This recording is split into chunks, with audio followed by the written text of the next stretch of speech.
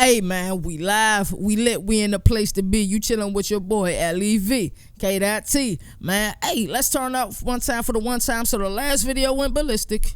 Oh, y'all was on my head. Y'all was mad at me about that top 10 running back video. Not only because of who I had at number one, but also because I said that Deuce Vaughn was the best player in the nation and having him at that number one spot. But let's be clear. Let's put some things on the table. I stand by what I said.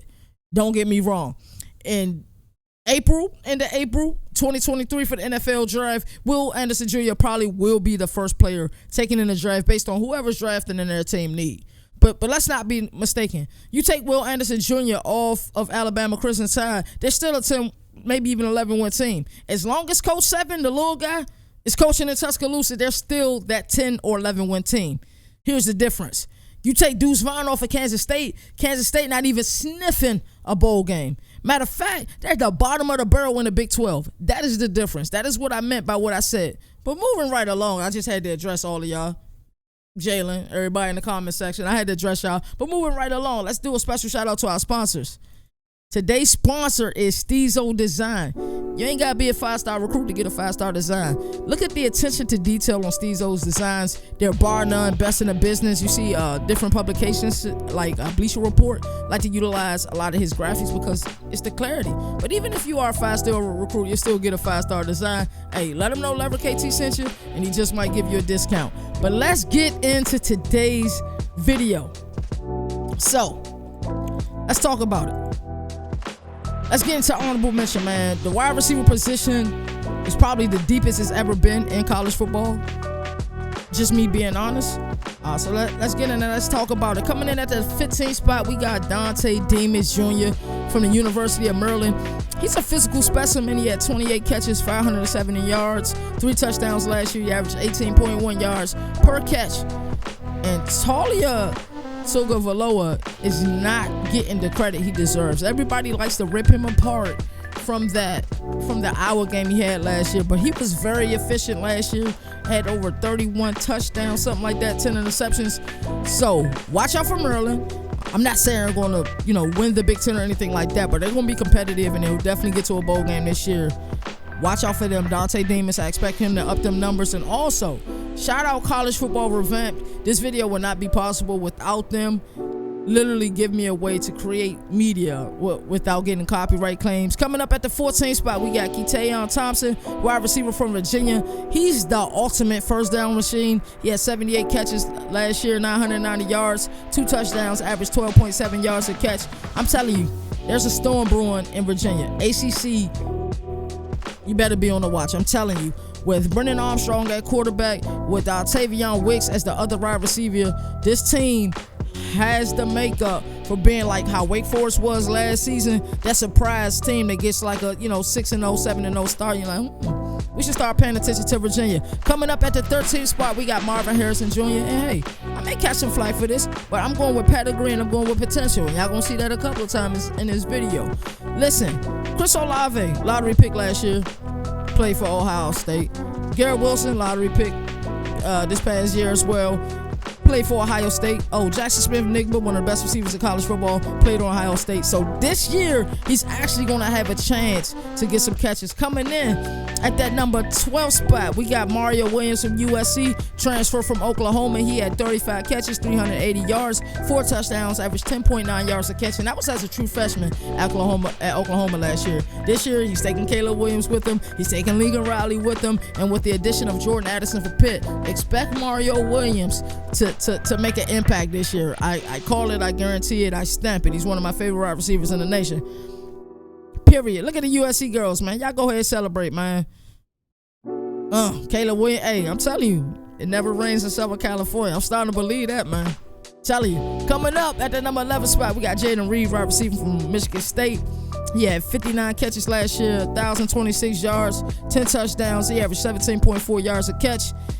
He honestly should be higher on this list, and this is not a shot at Peyton Thorne. I believe that if he was in a better position at quarterback, not saying that Peyton Thorne can't get it done, but if he's in just a better position, that he would be in the top 10 of this list, no doubt, bar none. I truly believe in that. And watch out for Michigan State, like I said, in the Big Ten. I believe that's another team you know, just because they lost Kenny Walker don't mean they can't be effective. All right, now we are in the top 10. Let's get to it. Top 10. Parker Washington from Penn State. Last year he had to deal with Jahan Dotson on the other side. This year he will be the number one, the alpha wide receiver on their team. So don't get it twisted. I believe that Parker Washington is going to get busy this year. 64 catches, 820 yards, 4 touchdowns, 12.8 yards per catch. Parker Washington, I expect him to up some of those numbers. I'd love to see him get that average up. Coming in at number 9, I'm going to get killed for this one. Kayshon Boutte from LSU, and this is another potential pick. 38 catches last season, 509 yards, 9 TDs, 13.4 yards a catch. This is a guy, he got to number 7 this year. You know what number 7 for LSU means. Number 2, if he can stay on the field, if they can figure out their quarterback situation, from what I'm hearing, Miles Brenner is going to get the start. I would have thought Jaden Daniels would have been able to kind of take the job easily, but clearly he hasn't been, doing what he needs to do to get the start. If we can get a full year from Boutte, he should be on. Coming up at the number 8 spot, we got Marvin Mims. And Marvin Mims had a lot of smoke for Lincoln Riley and company for moving the way that they did. Enter in Dylan Gabriel, quarterback from UCF. Enter in Brett Venables, coach from Clemson. Marvin Mims had 32 catches. Listen to this. 705 yards, 5 TDs. He averaged 22 yards per catch. Mario Williams is gone. I expect him to get a lot of catches this year. He's dangerous in an open field. I mean, look at those graphics. This game is that old. Just look at him. Coming in at the number 7 spot, we got Dontavion Wicks. Hey, we talked about Kentavion Thompson earlier, but Dontavion Wicks had 57 catches last year, 1,203 yards, 9 touchdowns. He averaged 12.1 yards per catch. Like I said, something is brewing in Charlottesville. That's all I'm going to say. And when it happens, I'm going to be like, hey, I was the first to say it. And I can clip it and I can date it. Look at Brennan Armstrong, the lucky lefty, rolling to the right, throwing back to his left. Beautiful. Coming up at the number 6 spot, we got Cedric Tillman, wide receiver from Tennessee. Big body, 6'3", 215, had 64 catches, 1,081 yards, 12 touchdowns, average 16.9 yards per catch. Believe it or not, I think he's going to up those numbers. We can see if Hyatt will play a little bit better this season. Hendon Hooker, the starting quarterback, he can make all the throws. I think Tennessee, I'm not going to say they're going to win the SEC. I'm not going to say anything crazy like that, but I do expect from Tennessee maybe a 9 to 10 win season. Coming up next, we got Xavier Worthy from Texas. He had 62 catches last year, 981 yards, 12 touchdowns, 15.8 yards per catch. The Red River rivalry is what caught my eye with Xavier Worthy. It was like the first play of the game. Boom. Took that thing 75 yards. I said, who is this kid? And also, we forget about that play because a star was born. Caleb Williams was born in this game, if you guys remember, in the Red River rivalry. But look at that. He takes a screen and he go. That's exactly how the play went against Oklahoma in the Red River rivalry last year. Shout out Xavier Worthy coming in at the number 5 spot. At the number 4 spot, we got Josh Downs. Josh Downs is personally my favorite receiver in college football. Mario Williams will be next, but Josh Downs is my favorite receiver in college football. He had 101 catches last year. He had 35 yards, 8 touchdowns, averaged 13.2 yards per catch. It'll be interesting to see how he do without Sam Howell this year. But Josh Downs, real deal. ACC got a lot of good wide receivers. I'm actually willing to say that ACC has the best wide receivers in the nation. If you look at their conference in totality, ACC has the best receiver in college football. And that's weird because ACC gets credit for nothing. Coming in at the number 3 spot, actually, we have A.T. Perry, wide receiver from Wake Forest. He had 71 catches, 193 yards, 15 touchdowns. I honestly wanted to put him higher. And it's crazy because you guys already know who's at 2-1. But A.T. Perry is a beast. Want to do a special shout out to Sam Hartman.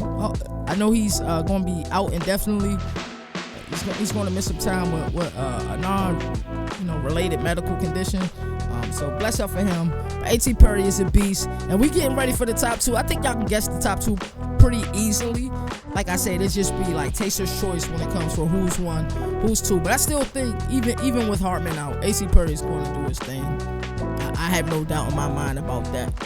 Coming in at the number 2 spot, we got Jordan Addison, and we get to see his first kind of footage Thanks to college football revamp and the USC jersey, Jordan Addison had 100 catches, 193 yards, and 17 touchdowns, and also got Kenny Pickett drafted first. Drafted in the first round of the NFL draft. Jordan Addison, Caleb Williams, Mario Williams, and Dye at running back. Their offense on paper is going to be fire. I'm watching a lot of USC games this year, and trust me, I haven't really been interested in Pac-12 football for a little while now. That's no disrespect, I just mean that. And coming up at the number 1 spot, we got Jackson Smith, Njigba, and what can you say about this dude? What can't you say about him? 95 catches, 1,606 yards, had 9 TDs last year, and that's with Chris Olave and Garrett Wilson. Hello, phone, shut up. That's with Garrett Wilson and Chris Olave at the other wide receivers this year. He's going to see a lot of double teams, but it's so hard. You got C.J. Stroud, what he can do from the pocket. You got Travion Henderson, what he can do from running the rock. It's going to be so hard just to focus on one player on that Ohio State offense. But Jackson Smith, Njigba, is definitely the best receiver in college football. I stand by that. Hey, man, thank you all for tuning in. Please like, comment, subscribe. We are interactive. I love y'all takes, even though I joked in the beginning of this show.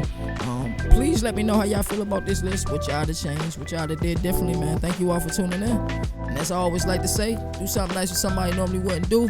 Always pay it forward. Peace and love, peace and blessings. And until next time.